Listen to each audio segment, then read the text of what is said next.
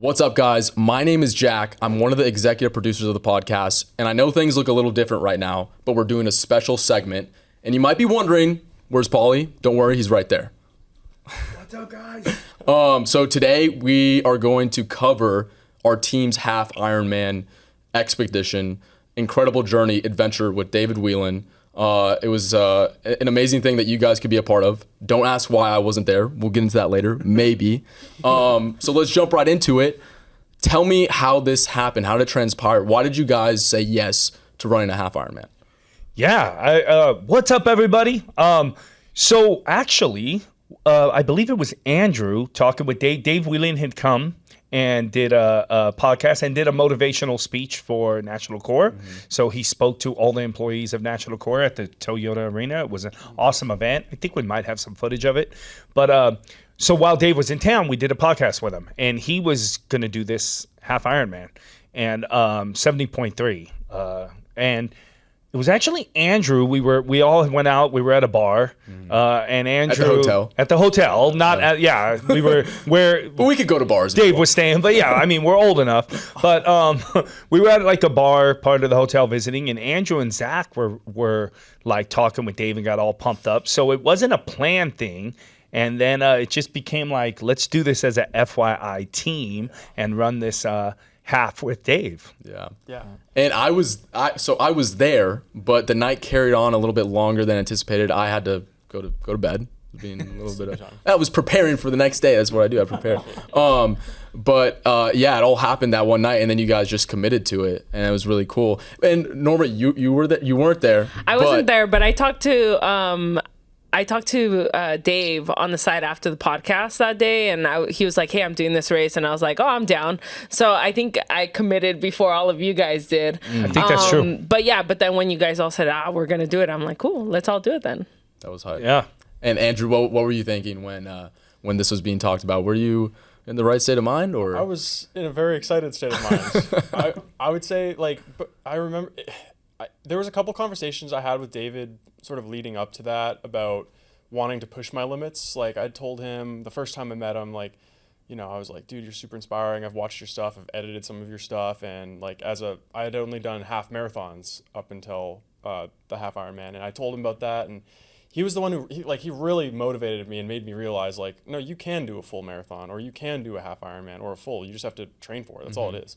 And I never thought of it that way. And so when we kind of had this opportunity put in front of us that, we knew David was doing it, knew Norma was doing it. It was 6 months out.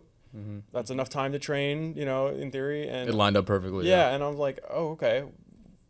Commit, let's do this. Let's talk about how inspiring David Whelan is. Oh, yeah. Yeah, for sure. So David Whelan has been extremely inspiring to our team here at FYI. I mean, he's more than just somebody who's been a guest. He is an inspiration to all of us, as is all guests, I should say, because we do at FYI, which I'm very proud of. We, as a team, we bring people who come on our show. We try to continue to have relationships with them, and we do with many of our guests. That's the whole point of building community here at FYI and National Corps. With that said, we went to Palm Springs to record. Dave was doing a 70.3 there, Half Ironman in Palm Springs, and that's the first time he was on our podcast. And from day one, we were just blown away. I mean, here's this guy, has an amputated leg, and he's running all these races around the world.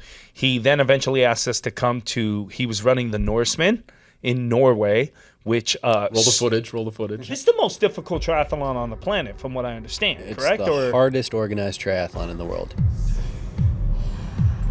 I didn't get off the bike once to walk it, and I had that sticker on the top tube of my bike that said "Take the Hill." Whenever I felt like I was starting to break, I looked at that sticker and I imagined myself in the movie 300 or something, where they're fighting the Persians, just having to charge on, just take the hill, take the hill, take the hill.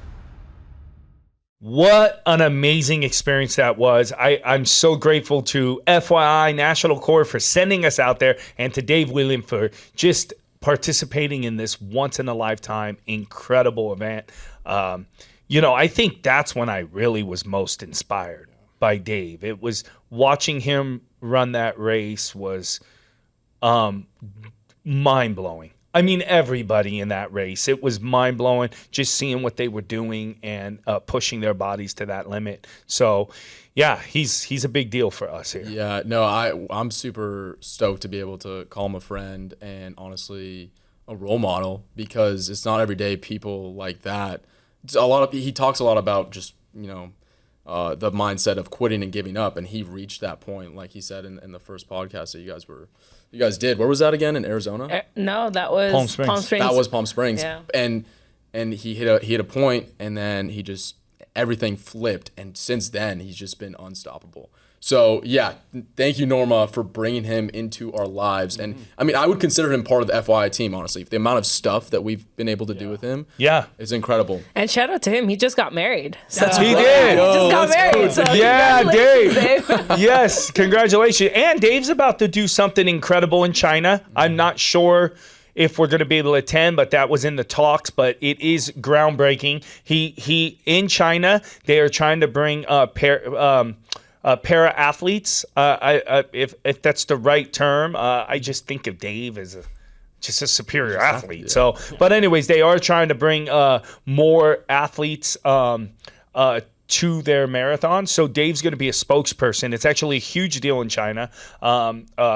Yeah, so there's a possibility we may be attending, maybe not.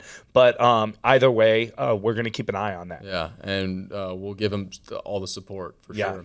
Let's talk about once you guys did say yes and the next morning happened, everything settled in, right? You're like, oh, what did I just sign up for? This half Ironman is pretty daunting. You guys have had experience with full Ironmans up until that point. Yeah, I have done 2 half Ironmans before that. That's right. They were all terrible. But you did them. But I did them. Exactly. Yeah, but I did them. The difference for this one for me was I got a coach. So actually, when we went out to film Dakota Meyer's full Ironman in Texas, I connected with his coach, Andrea. And she actually started coaching me. So I followed, leading up to this half, I followed like a training plan. So I was excited about this one. I wasn't like, oh my God, this is going to suck. You were on your own. You had a Yeah. And I did pretty good on the training block. I'm not going to say I did perfect, but I did pretty good. So so I was excited to go and race. Yeah. And Andrew, you didn't really have any experience, really. I mean, you're a runner, and you did half marathons up until this point. Yeah. What were you thinking after you signed up for this? I was really excited because the way I get really motivated when there is an inevitable thing that I'm working towards. I was really excited to go through the process of becoming a triathlete, even though at the start I wasn't one. I had no experience, like you said. And so, yeah, the run part I was never really concerned for. I was really excited for. I didn't even own a bike. I hadn't swam since I was a child, and I had to do those things. And so it was, my favorite part of the half Ironman, hands down, it was probably not even the race itself. It's in reflection. It's the months of I don't want to do the swim. I don't want to do the bike. I don't know. You just you guys can totally agree. I'm sure you just grow so much during the process, and then it's just one day. The race is just one day, but really the half Ironman is 5 months. Yeah, let's talk about that. Let's talk about the training that you guys did. I remember hearing that there was also some competitions that you guys had amongst each other. Tell me about the training from day one. Yeah. I had done a 70.31. I was fit then when I did it, so I did it in a pretty decent time, and that was 4 years ago. 4 years ago. Almost 4. I had gotten injury and gained a lot of weight, so coming back into this has been leading into the training. Training has been good. It's my eating and diet, and that could be a different segment we'll talk about. But nutrition and diet, that's the really difficult part for me. So for training up to this, I was already training because I'm doing the full Ironman November in Arizona, and that's something we're doing. We committed with I committed on the Dakota Meyer podcast. So since that interview with Dakota, I was gonna run it last year. I had suffered an injury, so the doctors had told me not a good idea to train or run this Ironman. But since then, I've done the therapy, physical therapy, and now so I'm training for that. So doing this half wasn't in the plans. But I was already training for. I'm not training with a coach or anything. I just kind of go out and do my thing and suffer. I don't know. It's suffering. It's something Suffering's I important. enjoy in a way. For me, doing these things is very much what Andrew just said. When I reflect on the race, it's all the times I'm alone, even during the race. To be honest, for me, because it's not about time for me. I'm not a pro. I'm an overweight 47-year-old guy who's running Ironmans. I'm trying to lock in my nutrition much better now, but for me, it's the journey. Even during the race, it's what's happening to me in those moments that I want to quit. What's happening when I'm going up that hill on the bike and I'm big and heavy on my bike and wind is hitting me. I'm like a pirate ship. I feel like I'm a big sail. Just this wind's pushing my big frame, and I'm like, I just want to quit and I want to stop, and I start questioning, why am I doing this? Who am I doing this for? Like, what is the point of this? And those, and then for me, I start talking to God. I start talking to my loved ones. I really get in tune with myself, and battling through it and finishing is just the ultimate reward, because no one could do it for you. And that's, for me, what these races are all about. It's not fast, be a pro, get sponsored, which is great for people doing that. For me, it's just that journey, man. Yeah. So everyone can have their own goals and ambitions, and that's I think if the mindset of just getting out there and doing it, not a lot of people can say that, So it is incredibly inspiring. I mean, you've been very vocal about your issues with nutrition and weight gain on the podcast, which we believe is like super inspiring for people to follow along that journey. If they're feeling the same way or they suffer from, a similar struggle, it's cool that you're laying out a blueprint, and the fact that you completed the Ironman, the Half Ironman. I mean, that's insane. Like, you went out there and you did it. yeah, and I would say that's what I hope for any viewers is look, anybody we all could do it. That's, if anything, hopefully the proof is in that putting. Where I'm at now is like, okay, I did one. The podcast got to see it. I did it. But now it's like, okay, Paulie, you can't keep doing this at 300 pounds. Like, you are going to blow out some ligaments or get hurt. So it's great, like, when people go, Paul, your willpower. Okay, but now can I for myself and for people, lock in the nutrition, transform the body, get healthy, put good stuff in me, and live. And that's my really next goal going to this full Ironman November, to actually get healthier and incorporate the athlete, the full spectrum of being the athlete. It's not just having willpower to push through, but I do hope for people watching that are 47, overweight, dude, it is possible. So when I did it. When you see, like, I could never run a marathon. No, you can. You could will yourself through anything. And that's great in life, to have willpower. But it's like, put the other things behind it, and then you're truly unstoppable. And that's what I'm trying to do now, is actually put the nutrition behind it, the willpower, the faith, everything. And then it's like, what could stop you? Yeah, true. Right? Let's go. Locked in. Let's go. So, tell me about the training a little bit. What was training like for you, Norma? A lot of long bike rides in the garage by myself. I am a little bit opposite of what Paul is, actually. It's so funny because we talk about that all the time. I'm very much, I hate not having a plan. Like, I hate it. Like, if I don't have a plan, I've already lost in my brain. Like, which is bad, because then maybe I wouldn't lose, but I just have lost it because I'm like, I didn't plan for this. So leading up to this half, I feel like I had a really solid training plan, you know, and I followed it to the T. Like my bike rides, actually my bike split was like super good, like compared to what I've done in the past, which is crazy. So yeah, I think for me, it was just really about getting those hours in by myself and just knowing that I could do it, you know, and it showed. Like I did leading up to it, I did like 5 or 6 3.5-hour bike rides by myself in a garage in the heat, like just literally on a bike going nowhere. Yeah, that's intense. And that translated to going 3.5 hours for 56 miles, which was insane. Like, you know, and I blacked out on that race. Like, unlike Paulie, where he's like, dude, I just talk and I have no idea how I got from point A to point B. Wait, what do you mean you blacked out? So like when the race started, I and don't remember my bike ride. Is that like a zone of I'm so locked in that I think so, yeah, because like sleeper mode? Yeah. I don't remember seeing anything. Whoa. I just got from point A That's to point euphoric. B. Like that's kind of crazy. Yes, like it's crazy because looking back on it, I'm like, unlike Paul's like, dude, the view was beautiful, the cornfields, and I was like, dude, where What did this happen? I was like, where did this happen? That's actually hilarious. I'm like, I don't know where this happened. So I was just like zoned in.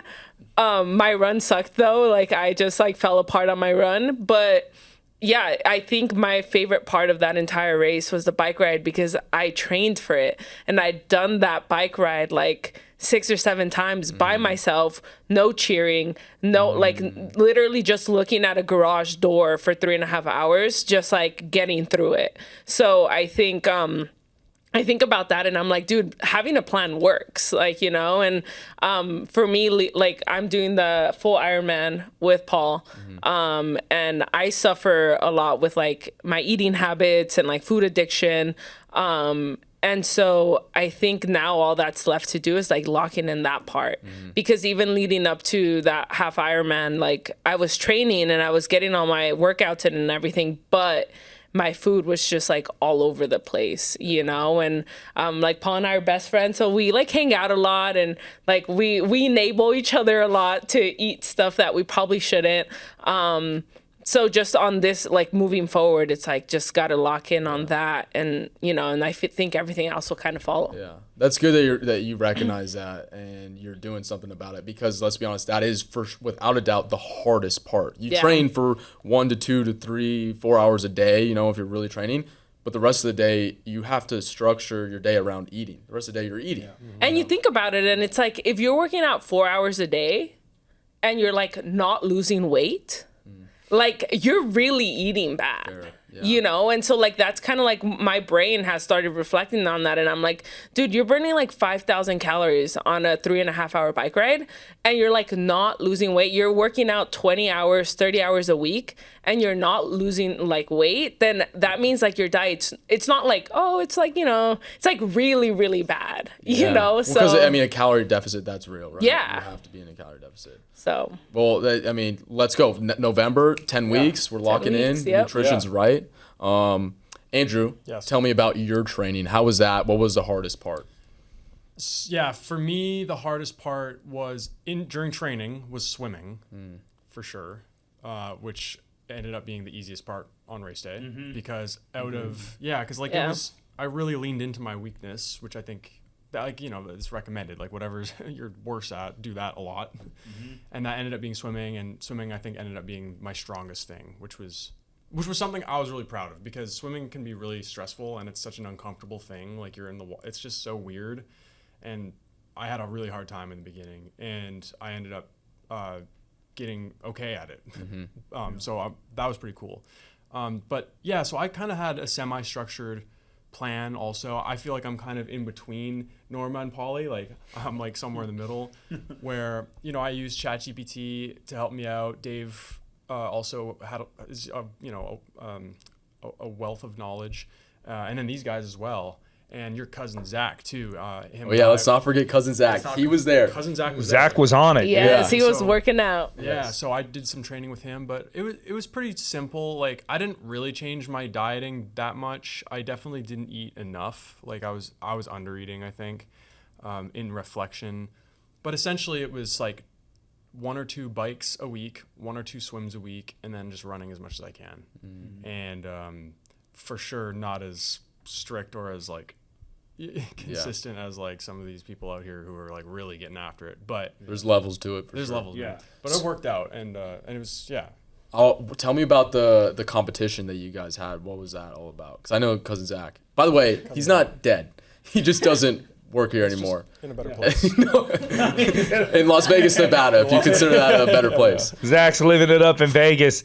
Yeah, we got to mention Zach. Zach was an employee, worked on the podcast since the beginning, but he's moved on to a different job. But Zach did get it in. He trained really hard, and it was awesome having him a part of We this. went out to swim with him a couple of times actually, and that was like that was fun. Yeah, so it was really cool. The camaraderie, that was really awesome. But like, so the competition basically, Dave started this competition. I think it was like 2 months out. Yeah. Where essentially it was who was doing the most like working out, I guess, every week, and then cumulatively over the 2 month span. So that's where things got real, where people started like getting active on the chat, because we created a chat, by the way, guys. Like there was like a whole chat going on where we talk about our nutrition, our workouts for the day, just keeping people accountable. And I feel like this competition like really like just brought up the level of intensity for all of us. I feel like everybody was like posting what they were doing. Like the chat was going off at like 5 a.m. because some people were working out really early in the day. Like it was wild. What was at stake, though? What was at stake? Why? What for the competition? It was like a bike computer. bike computer. Yeah. What is a bike computer? For I have no I don't idea. know. I didn't win. Who won? Yeah, who did win that? Norma won. I won. Did you get a bike I computer? did not get the bike computer. Oh, Dave, where's the bike computer? The bike computer was just the friends you made along the way. Yeah, essentially what a bike computer is like it like it like tells you the distance you're going on your bike, When like you're outside. when you're outside. Oh, yeah. okay. I don't really go outside. I'm afraid of going out. Dude, I'm not gonna lie to you guys, I did 90% of my training like in a garage. Yeah. Can I be honest about something? Go ahead. I rode my bike twice before this Ironman. For the training. I promise, and I don't mean that in a I'm like a awesome. No, I rode the bike twice. What I trained on is terrible. Was the bike at 24 Hour Fitness. I'm extremely overweight. You know, I'm pushing 300 pounds, and I have a little Cervelo bike, and it was. I went out on 2 bike rides before we went to Indiana, and One of them, my chain snapped, and I ended up having to walk back. And then I did the other ride on the other side of the 710 freeway from your house, and that's it. And what I trained on. So this is just, again, though, for anyone watching, because the whole idea, right, is like we're the average Joes, right? We're not pro racers, obviously. We're not super, like you mentioned, some people getting after it. We're trying to get there. We're trying, but we work. You know, Andrew works a full-time job here. Norma works a full-time job. You know, I do multiple things. If you've been watching FYI, you know. We're just like you, and we just set goals of like, wow, why not do an Ironman? Mm-hmm. Like, why not do a marathon? Norma just this weekend ran the Mexico City Marathon, which was incredible. So it's like, I guess the reason I'm saying that about the bike is I didn't even put in those kinds of hours on the bike. I trained at 24 Hour Fitness on the bike there. I didn't have a great time. I finished the race. I mean, meaning I didn't have a great finish time, but I finished. So the point is, even if your nutrition's off, even if you don't train properly, you can do this stuff. Mm-hmm. I think the goal is, as you're on the journey, is to lock in. And if your goal is to make yourself a better person, because for me, this isn't about just being like losing weight. It's about the journey of pushing myself to limits that as an average person, I don't think I can do. So when I do it, it's so incredible because it plays in other facets of my life. When I don't think I'm good enough to book this role as an actor, when I don't think I'm good enough to get this promotion, or I don't feel I'm as qualified as the person I'm up for a promotion against. This is when I look back at these races. When I'm sick, you know, I mean, I'm speaking random, but like if I'm sick and I'm like, man, I don't feel too good today. I'm like, I didn't feel good on mile 50 either, but but I got through that. So I'm going to get through this. A breakup, a loss in the family, everything you could imagine in life that's going to hit you. These races are things I reflect back to. And when I'm like, dude, mile 10, I was dying after a 56-mile bike ride, after a 1.5 mile swim. I'm like, but I did it. And for me, I'm spiritual. So I'm like, and God was with me then, and my loved ones were with me then, and God's with me now. So I can't fail no matter what happens. So that's what these races are for me.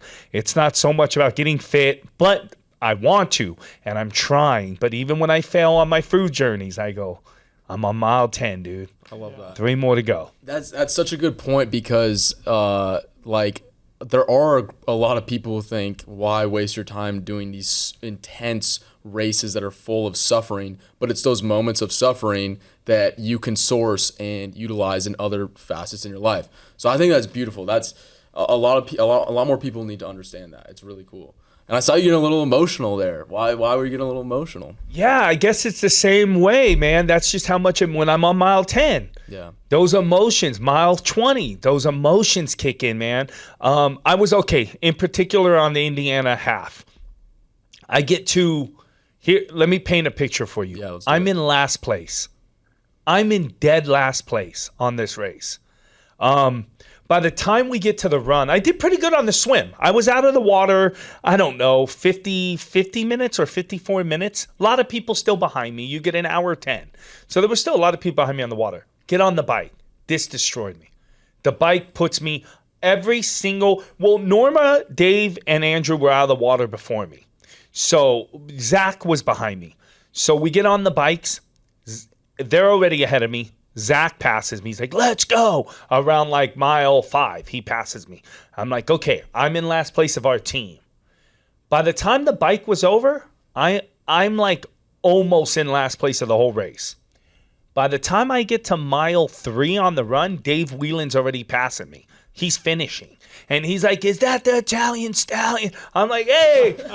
Then a little while later, Andrew passes me. Let's go. I'm like, he's finishing. That's sick. Hundreds of people are finishing. Then Norma's passing me. I don't see Zach no more. We found out later he got injured. He crashed on the bike.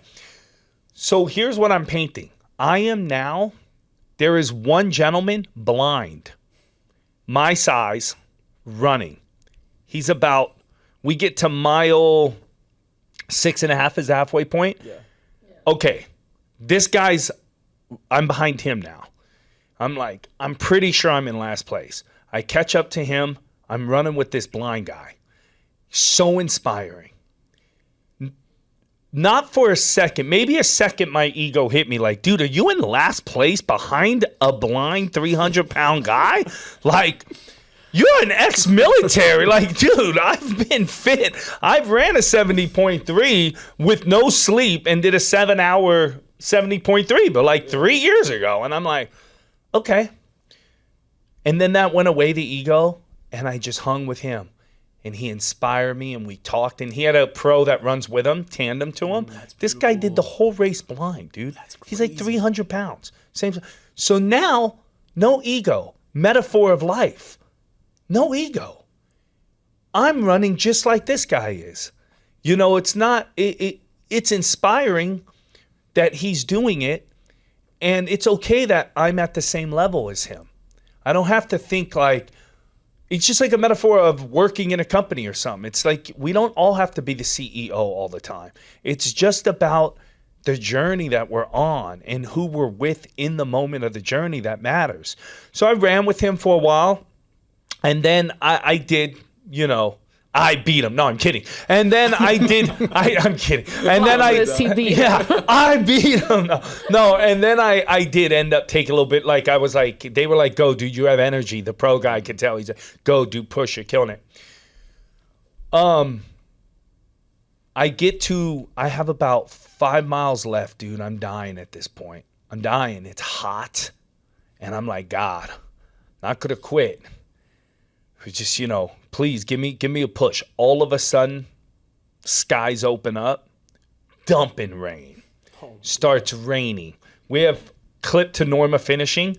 She finishes, it's raining on her.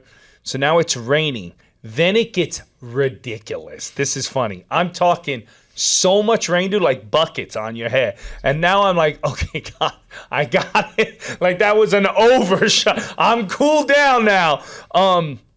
So I think the reason I went on this rant is what I'm trying to say is when I was dead last, my ego so bad wanted to quit.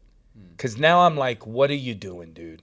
You're dead last. You are the last person in this race. They're already closing the roads. I mean, opening the roads, shutting down. I'm so far behind. I'm at this point, I'm at a 20-minute mile pace. My knees are shot. And anybody would probably just go, dude, just quit, dude. Like at this point, it's almost pathetic. You know what I mean? But then I had to fight through that is what I'm saying.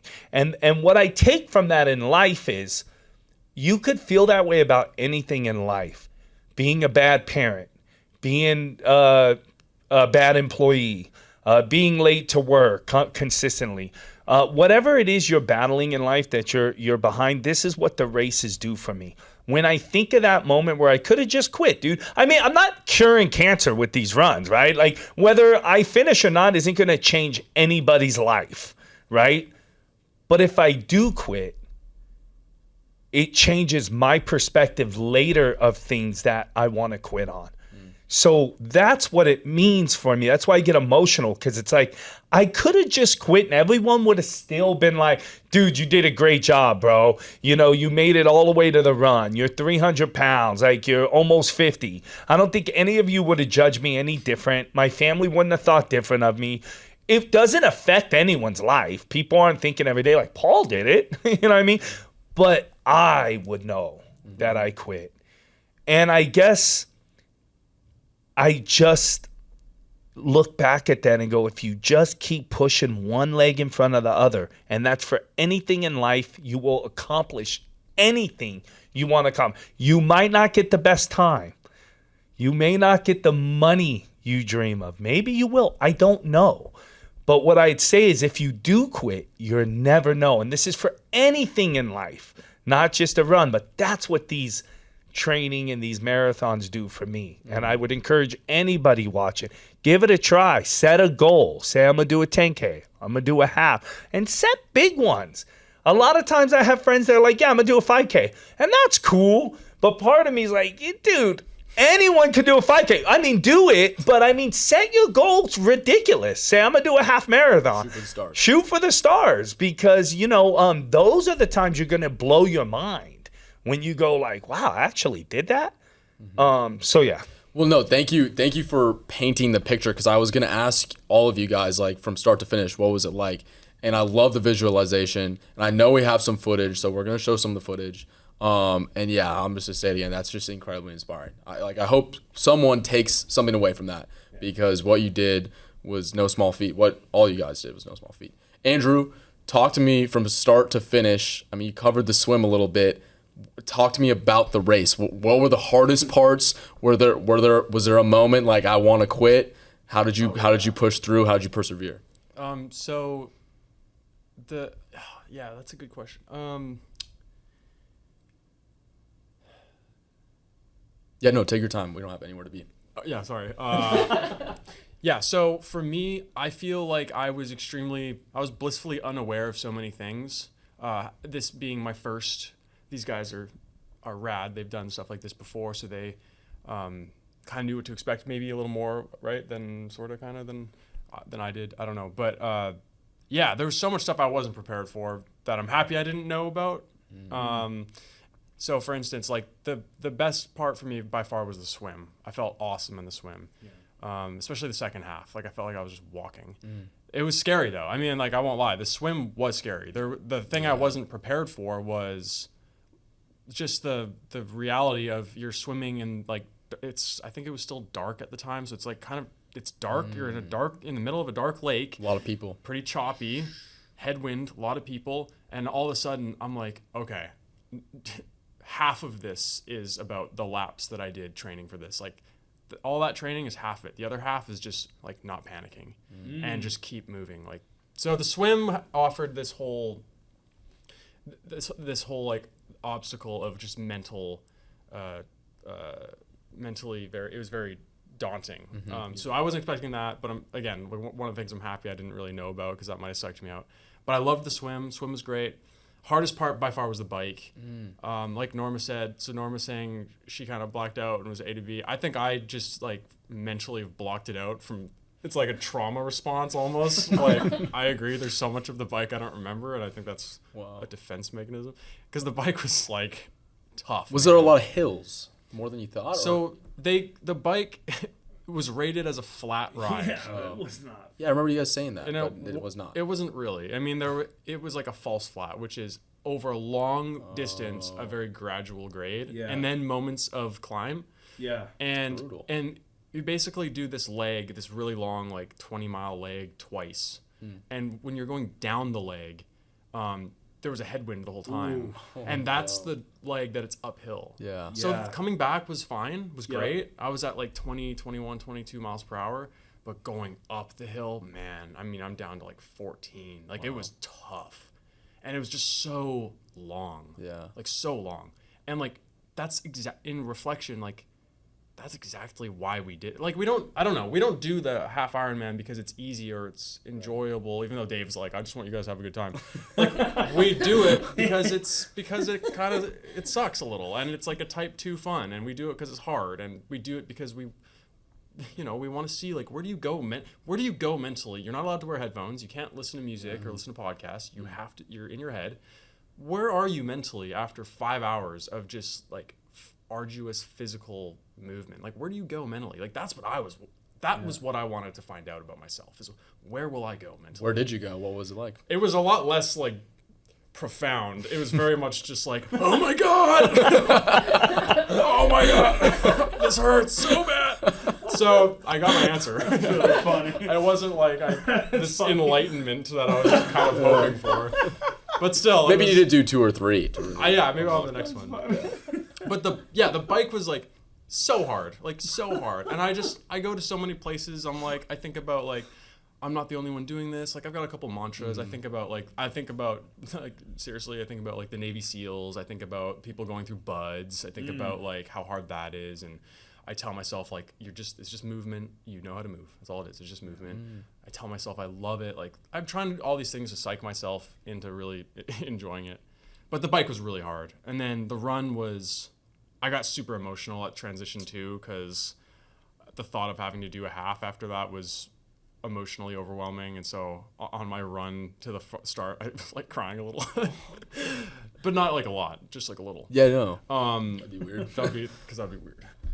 It's probably just the water, the spray, and the wind. It was just I was sweating out my eyes. For sure. And the run was, it was hard because at that point it was just like I was breaking. I mean, it was physically just hard to do because you're so broken down from like everything else, like the bike really. I mean, I was cramped. I've never cramped before. I don't cramp ever. I cramped on the run though. Like my legs would like seize up. You were cramping. I was cramping. Cramping and crying. And but it was great, man. Like the run was kind of like you go from aid station to aid station. Just get to the next aid station. And you just break it down 1 mile at a time. But you find a rhythm. I mean, obviously starting the run is crazy, and like you said, you got emotional. But you found a rhythm a little bit as you started to get into it. Absolutely, and like I have experience with the half marathons. Like what happens even with biking, with running, not so much with swimming, is like eventually you're gonna get to where the people are that you're matching pace, and eventually it'll get even more specific, and you'll find someone who you're kind of. That's interesting. So like you end up tying up with, this is kind of how I do it with runs and stuff, and it was the same for the half Ironman, is you end up sort of tying up with someone who's basically performing the same as you. And so, you might be walking at the same time when he or she starts running. It's like, okay, they're going, now I start running. Yeah. And And you just kind of work together. You never talk, but like you're kind of just working with that person. And so that helps to kind of push me along. But yeah, there's a rhythm, and you just, I don't know, you either lock out or you lock in or whatever you got to do to get through it. There's moments of both, but no, overall, like super awesome experience, man. Like so rad. I totally recommend. Yeah, everyone do it. Dude, Should be a requirement for life. Yes. Okay, we're gonna wrap up because Norma has to be somewhere. It's all your fault. We could talk here forever. You told us a little bit about the bike and how you blacked out and just were just so you didn't even know how locked in you were. But you've mentioned how running is a little bit of it's not so much your strong suit. When you transition from bike to run, what was that like? And how did the end of the race go down? Those last 2 miles. I hate running. I was a swimmer growing up. I swam through college. So I was never a land creature. So running has always been like my weakest point. And going off of an incredible first leg, like I think I came out of the water like third or fourth in my age group. Wow. Which is like really good. That's incredible. And then going into the bike and feeling really strong and confident, I was not looking forward to getting off the bike. Like I actually would have rather kept on going on the bike and then just called it a day. But yeah, the run, that transition sucked. Like I think it took me like 8 minutes to get from like off the bike into like getting my feet moving. And I think mentally, I don't trust myself very much in accomplishing a lot of things. So I had already kind of discounted myself on that run. Like I had already told myself like, this is going to suck. And so it sucked, the entire way it sucked. I think actually Paul had a faster run split than I did. The only difference was my bike was a little faster. So then that kind of made up for it. But I think it took me something like 4.5, 5 hours to finish that half marathon. And what's the average? How do you? I believe 6.5 or 7 is the hours. final. I think for a half. For a half for a half marathon, probably like 2.5, 3 hours is no, a half Ironman. Oh yeah, like 6.5 to 7 I think hours. 6.5 to 7 is like average. You have gotcha. 8.5 hours Yeah. to finish. Gotcha. Okay. Yeah. Right? Yeah. And a full, you have 17 hours to finish. Gotcha. That's the cutoff. But I think average on a full is like 14 hours, I think. So Yeah. I would imagine 7 is an average. Yes, yeah. Some people are going to go. Yeah, there's some skews. Okay. Yeah. So the run just sucked the entire way. I hated it. And I like what Paul was saying about where you, and Andrew were saying about where you go mentally in these places. And a couple months before that, I ran the Nike After Dark women's half marathon. And I chose to do it without headphones. Like you can run with headphones an entire half marathon. Like there's nothing against it. But like I took 2 pairs of headphones thinking one was gonna like run out of battery, and then I used none of them. I was like, where can I go? Like if I can do this without headphones, then it's gonna help me when I'm in those dark places at the end of like 56 miles and then a 1 mile swim. Like I'm gonna be okay, and even though it did suck and I got rained on, I got like, it was so hot, it was disgusting. I went to this place of like, okay, I'm hating this moment, but like how much can I go even when you're hating a moment, right? And so not everything is always going to be rainbows and butterflies in your life. There's things that you're going to have to do in your life that just suck. And I think there's something truly amazing about doing things that you hate more so than doing things that you love. Because doing things that you love is easy, like it's not easy. Like you can love doing full marathons and it'd be hard, but you're going in with the mindset of like, this is fun. Like I'm going to enjoy the pain. Like, but for me, like running is just something I hate.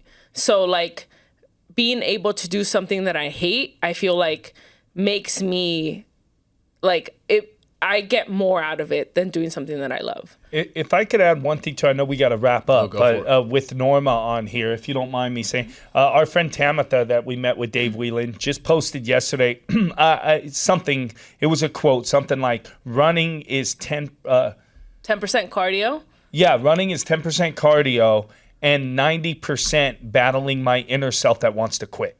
And I sent it to Norma because if you don't mind me saying, one thing that Me and Norma are really close. We have a big age gap, but we're best friends. We work a lot on projects together. One thing, the way I met Norma, I was training for a full Ironman back. I was fit, and she had reached out to me, and we had met years before, and she was like, hey, I want to train for this Ironman. In meeting Norma, what I've learned in life is I've never known much. It's such an age gap in generation, and me being raised the way I was and my background, I knew nothing about anxiety or like what's very much more common today with younger generations that open up and talk about, mental health issues or anxiety issues. Like it's a real thing. My generation didn't talk about this stuff. I didn't know anything about it. So when I would see people that suffered from anxiety or something, I just thought it was like they're weak and it's an excuse and like, dude, just like buckle up. And meeting Norma, I've got to learn a lot more about that stuff because Norma does get anxious about things. And one thing I really admire about her is she keeps pushing to be stronger. So a great metaphor about this is her running marathons. I get a little emotional because when I run the marathon, I'm like, I'm not quitting. I laugh at myself. Like she was saying on the half, I came in last, but I was like smiling. And she's like, what are you enjoying? I mean, my knees were completely different. Her, if you don't mind me saying, I was just down in Mexico City this week with her. She was running the marathon down there. So, dude, we get up 3 a.m. Her family showed up. Like, we're all there to support her. She starts a marathon. We go back because she was going to pass by the Airbnb. So we're like, well, let's go back and we'll have breakfast. We'll meet her at mile 8's a good starting point where she's going to need us to cheer her on. Dude. Mile 8, Norma comes running up. We have the signs. Norma, Normita, vamos, si se puede. We're like, dude, we're in Mexico. Her family that lives down there's there. She comes right up, with her dad, says hi to me. We fist pump. I'm thinking she's pumped up. And she tells me, I can't do it. My legs. And a tear's coming out of her.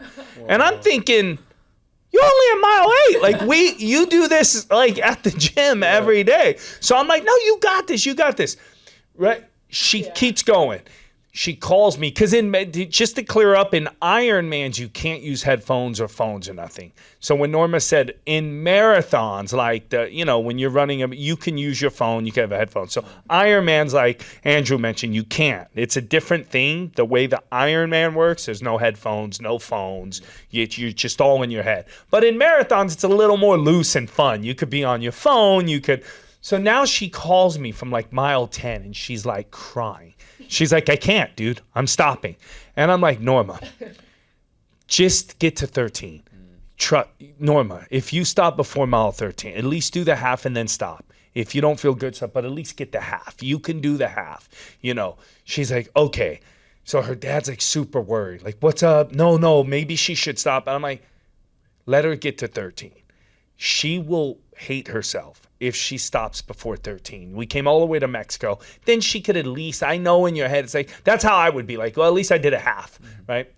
She gets to she calls us at 14. She's feeling pretty good. I guess that kicked in. She's like, no, I'm feeling pretty good. Long story short, by like mile 16, she wants to quit. She just the whole race.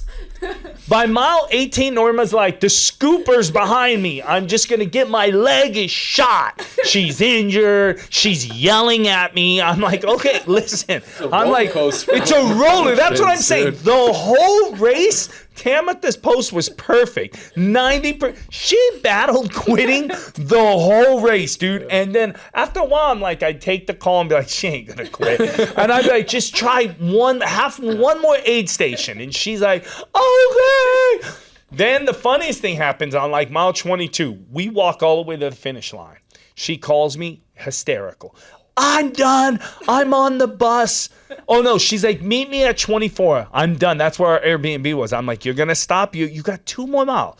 And then she's like, I'm done. I can't feel my leg. I'm injured. I said, is it injury or is she's like, no, injury. I said, then stop, because we're doing a full Ironman in 2 months. If you're don't rip a ligament. So she's going to stop at mile 24. We're walking all the way now from the finish line to there. We're walking. Her family, her aunt, like they're not like we did 10 miles that day on our watch. So we're walking back and she calls. They picked me up. I'm on the scooter. I can't. I'm done. Go back to the finish line. I'm like, okay. Tell the whole family, okay, let's head back. They're just driving her. She got injured. We walk all the way back, then she calls her dad. I'm at mile 25. I'm like, she just said she was on this. Get me off the scooter. She didn't get on it. It never came. She was gonna get on it, I guess, but it's for some reason it stayed behind her. It never came. This scooper bus never showed up, dude. Like it was right behind me the entire time, and I was like, as soon as it gets to me, like that's it, I'm done. So what I took from this whole thing, I'm saying, is that for life, I keep saying, this is somebody who was quitting the whole race and finished. And the last mile, I watched her. Here she comes. I'm like, yo. She came by, gave her a hydration, and I ran the last quarter mile in. They wouldn't let me into but from outside, and she finished the race. Wow. And I'm like, she literally was quitting every mile. Wow. She had a plan to quit, but the scooper just didn't catch up to her. But if that scooper would have, she's like, dude, I would have got on it. I don't think so. It wasn't the scooper. It was you. You and her family being there. That you guys were her support system. No, and I think it was her. I don't think she I'm really. Not discounting you. Yeah. No, that's a good point though. But I think what it is sometimes we're constantly just gonna quit, and that could be an addiction as well. I'm gonna quit smoking. I'm going to quit eating bad. I'm going to start Monday. So don't let your addiction be what you actually don't quit. You have to flip it. So in Norma's case, she was going to quit what's positive for her, running. She was going to quit. I'm going to quit. But she never did. And then she got the medal, which is the metaphor of the achievement. Well, what I'm saying is if you're out there struggling in life and you keep saying, I'm going to quit whatever's hurting you, the bad toxic relationship you're in, I'm going to quit this. I'm going to find someone that treats me better. I'm going to quit this job that just doesn't respect me. But then you keep not getting on that scooper because whatever it is, flip that. The metaphor is you just got to push through and find what's positive for you and chase that. And let that negative scooper never catch you. I don't know. That's what beautiful. I took from it. We gotta write that down, dude. Which I know my brain. I record that. Let the scooper take you. Yeah, that's what I get out of these. Poop. It's scooping drink. Yeah, I hope any of that made sense though. I hope you're not like, Paul, what? We're gonna put some visuals all over it. It's a diagram. Cool. So I hope you don't mind me putting you on the spot because I thought that was a tremendously inspiring experience. Totally. Like when she finished, it to me was such an inspiration to like, here's somebody who was quitting the whole time but never did. She just kept one step at a time. She battled the knee. She battled the foot. She battled the emotions. And I don't even know if she was getting all that, but that's what I was getting. No, for sure. Watching. I think there's people like Paul that see the glass half full. Always. Like they will find a way to find something inspiring about anything that they're doing. And to me, like having him as a friend, I think that's made me grow in these past 5 years that we've been friends so much because I've always been the person half glass empty. I don't look at life the way Paul does. Like I suffer from anxiety, from depression. Like there's a lot of like dark thoughts in my head constantly, and like I don't talk about that, like very much like on my social medias or anything because like it's hard for me to talk about it, but like that's why I do difficult things, like always. That's why I surround myself with people that are constantly looking at inspiration or finding their inspiration because like I have a hard time finding my own inspiration, and so like to anyone out there, I don't know which camera is mine, but to anyone out there that is constantly feeling like you can't do something, or like the world's dark and gloomy, and like life is hard, and sometimes you don't want to get out of bed, and sometimes you just want to close your eyes and never wake up,